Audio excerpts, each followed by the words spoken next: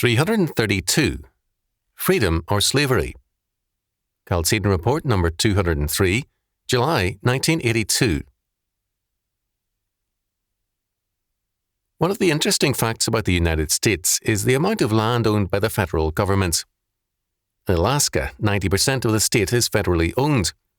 In Nevada, it is 87%. Utah, 65%. Idaho, 64%. Oregon, 52%. Arizona, 45%. California, 44%, and so on down the line.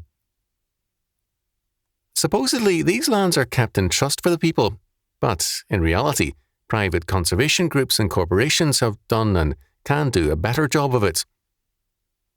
But this is not all. We need to ask the question, how much of us do the federal, state and local agencies of civil government own? About 5 or 10 years ago, we were told that between 40% to 45% of our income went for direct or hidden taxes. Some now place that estimate at 50% to 60%. Whichever figure is right, it constitutes a very big share of our income.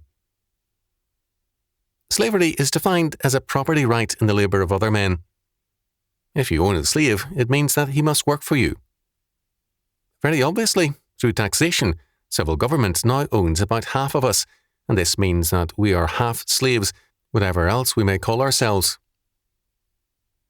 When the federal government, more than a century ago, abolished slavery, it abolished only the private ownership of slaves, not public ownership. In fact, all over the world, slavery is more common than ever before. In the communist bloc, all the people are slaves of the state. In democracies, we are half slaves and half free. What we need is an emancipation proclamation from slavery to the modern state. You can be sure that neither Washington, D.C. nor the State House will issue any such charter of freedom on its own. Only if we the people compel them to do so will the various branches of civil government disgorge their powers over us.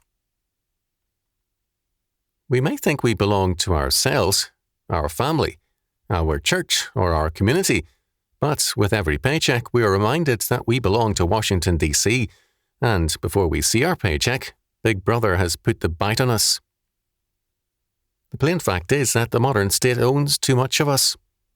Instead of being our servant, it has become our master, and we have steadily been stripped of our assets and our freedom. Very definitely, it is a time for a change.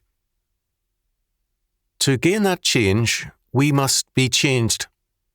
As Paul says, "Where the Spirit of the Lord is, there is liberty." 2 Corinthians chapter 3, verse 17.